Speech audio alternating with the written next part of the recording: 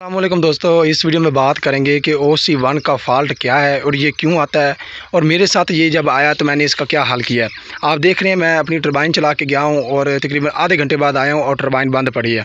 अब इसका क्या फ़ॉल्ट है, मैंने आकर अपने इन्वर्टर को ओपन किया, आपको भी दिखा देता हूँ। मैं आया हूँ अपने इन्वर्टर पर, देखा है तो इन्वर्टर की स्क्रीन पर लिखा हुआ था OC1 का फ़ॉल्ट आ रहा था। ये देख रहे हैं, अभी तो मैंने ठीक कर दिया, लेकिन आपको बताना ज़रूरी है ताकि आपको भी पता चल सके कभी ना कभी ये फ़ॉल्ट आए तो आप इसका खुद ब खुद अपने घर पर ही इसको ठीक कर सकें बगैर किसी मैकेनिक को बुलाए। जी अभी 50 पे आपको पता है सारे इन्वर्टर इस तरह कर रहे होते हैं, ब्लिंक कर रहे होते हैं। तो मैं जब आया था तो यहाँ पर लिखा हुआ था OC1 का फ़ॉल्ट। OC1 जब लिखा हुआ था तो मैंने चेक किया कि ये क्या मसला है। अब OC1 का फ़ॉल्ट क्यों आता है, पहले आप ये देख लें। आपने सबसे पहले जब भी आपके इन्वर्टर पर OC1 का फ़ॉल्ट आए, सबसे पहले ये इन्वर्टर की ये वाला बॉक्स ऊपर से उतार लेना है। उतार के क्या करना है, आपने ये जो 3 तारें आ रही हैं मोटर से, ये वाली 3 तारें आपको पता है कि मोटर से आ रही हैं। ये आपको मैं अच्छी तरह दिखा रहा हूँ ताकि आपको पता चल सके, कोई भी गलती नहीं करनी। आपने ये तीनों तारें देख लेनी है कि ये किस किस जगह पे लगी हुई हैं। एक देखें यू सब्ज़ तार है उसके नीचे U लिखा हुआ है, रेड तार के नीचे V लिखा हुआ है और जो ब्लैक तार है उसके नीचे W लिखा हुआ है। ये नीचे की तरफ लिखा हुआ है, आपको नज़र आ रहा होगा। तो ये आपने अपनी तारों की ये पहचान कर लेनी है, ये कि बाद में आपने जब लगानी है तो इसी जगह पे आपने लगानी है, तारें उलट पुलट नहीं लगानी।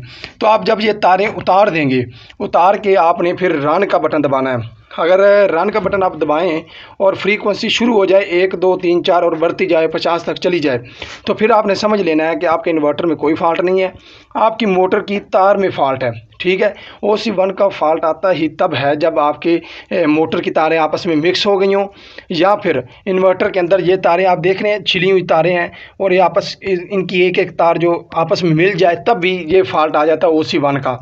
या फिर इन्वर्टर के अंदर कोई ऐसा फ़ॉल्ट बन जाए तो तब भी OC1 का फ़ॉल्ट आ जाता है। यानी कि जब भी तारें आपस में मिल जाती हैं, डायरेक्ट कनेक्शन हो जाता है, शॉर्ट सर्किट हो जाता है, तो OC1 का फ़ॉल्ट आता है।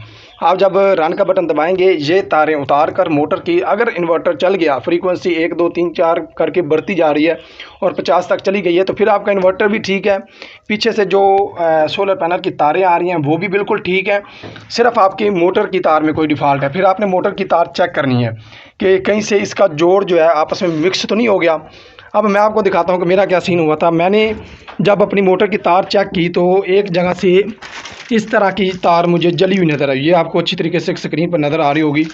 ये इन्वर्टर मोटर की तार है, आप देख सकते हैं यहाँ पर जोड़ लगा हुआ था, तो ये जोड़ बिल्कुल गल गया था और आपस में तारें इसकी मिक्स हो गई थी। इसी वजह से इन्वर्टर OC1 का फ़ॉल्ट दे रहा था। अगर हमारी घर वाली बिजली होती और आगे से तारें मिली होती तो पीछे से सारा तारें जल जाती, लेकिन इन्वर्टर एक ऐसा इसमें प्रोग्राम किया होता है कि जब भी आगे से कोई तारें मिलती हैं इसको फ़ौरन पता चल जाता है और ये चलता ही नहीं है, करंट आगे भेजते नहीं है। तो ये पहले शापर हमने लगाया हुआ था तो यहाँ से तारें जो है बिल्कुल मिली हुई थी। फिर हमने एक पीस जो है वो इसका निकाल दिया और डायरेक्ट जोड़ को ख़त्म कर दिया और डायरेक्ट तार लगा दी। आपको दिखा देता हूँ।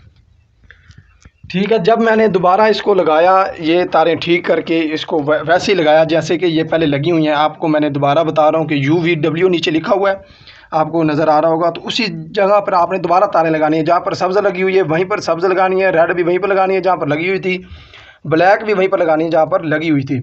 इनको चेंज नहीं करना, चेंज करेंगे तो मोटर आपकी काम नहीं करेगी। जब आप इसको दोबारा मैंने लगाया, फिर मैंने फ्रीक्वेंसी को दोबारा रन वाले बटन पर क्लिक किया, दबाया इसको, तो फिर मेरी मोटर चल गई बिल्कुल आराम से। ठीक है, अगर मैं आपको एक दूसरी चीज़ बताऊं, एक तो ये फ़ॉल्ट आया जो मेरे साथ आया, जो मैंने इसका आपको हल बता दिया है। और एक दूसरी बात कि आपने ये नहीं है कि अगर आपने तार ये ज़मीन में दबाई हुई है, आगे काफ़ी लंबी दबाई हुई 1400-1500 फीट, तो आपको पता होना चाहिए कि जोड़ कहाँ कहाँ पर मौजूद है। ये नहीं है कि सारी तार को उखाड़ें और उखाड़ कर चेक करें कि कहाँ पर जोड़ है तो वहाँ पर आप दोबारा चेक करें। आपको पता होना चाहिए कि यहाँ पर जोड़ है तो आपने जोड़ वाली जगह सबसे पहले जाकर चेक करनी है कि कहीं जोड़ तो नहीं पिघल गया, जिस तरह मेरा जोड़ पिघल गया। तो आपने ये चेक करना है। ठीक है, और दूसरी एक आपको अहम बात बता दूँ, आपने तारें ज़मीन में दबाने के बजाय बेहतर है कि आप वांस पर लटकाएं। अगर आपका 1400-1500 फीट फासला है तो आप तारें बगैर ज़मीन में दबाए आप वांस पर तारें ऊपर लेकर जाएं, दरख्तों की मदद से लटकाते हुए लेकर जाएं। उसका फ़ायदा यह है कि तार पर कहीं भी प्रॉब्लम आ जाती है तो आपको 1400-1500 फीट जो आपने तार दबाई होगी 4-5 फीट नीचे, फिर आपको साड़ी उखाड़नी पड़ेगी, इतनी मेहनत करनी पड़ेगी। उसके बजाय ये फ़ाल्ट आ जाते हैं। कुछ ऐसा मसला नहीं है कि बिल्कुल आपने नई तार डाली है तो उसमें फ़ाल्ट कभी आएगा ही नहीं।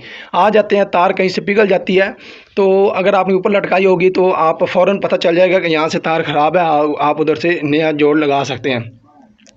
एक तो बात ये होगी जो मेरे साथ फ़ाल्ट है। अब दूसरी बात, इसको मैं बंद कर देता हूँ कि अगर ये तार बिल्कुल ठीक है, आप इन्वर्टर आकर चलाते हैं और डायरेक्ट ही इन्वर्टर OC1 लिख देता है। इसको उतारे बगैर, इसको उतार दिया आपने, तारों को, मोटर वाली तारों को उतार कर अगर आपने रन का बटन दबाया, अब इन्वर्टर अकेला है, सिर्फ सोलर से करंट आ रहा है।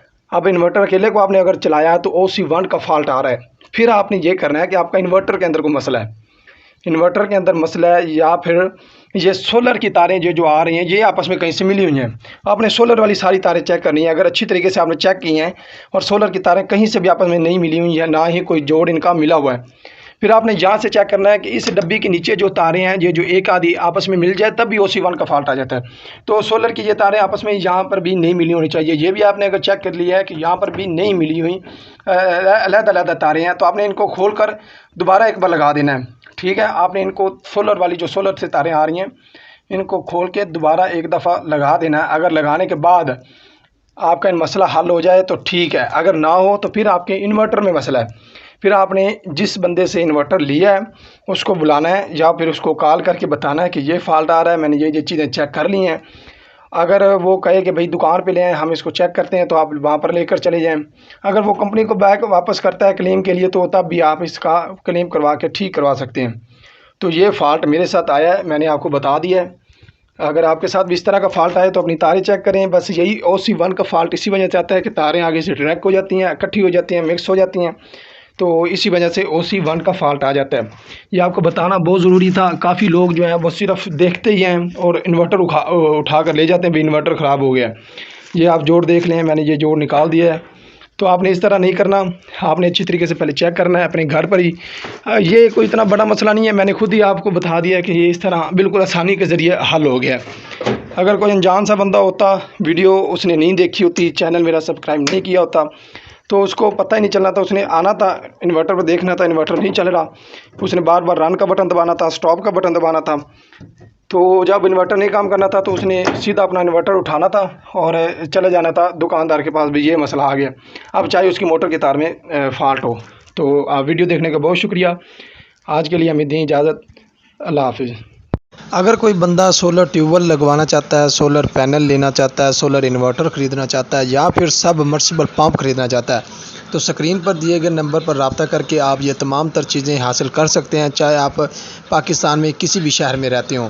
बाकी हमारी वीडियो से आपको कोई फ़ायदा पहुंचा हो तो चैनल को सब्सक्राइब लाजमी करें और वीडियो को लाइक भी लाजमी कर देना। आज के लिए दें इजाज़त। अल्लाह हाफिज़।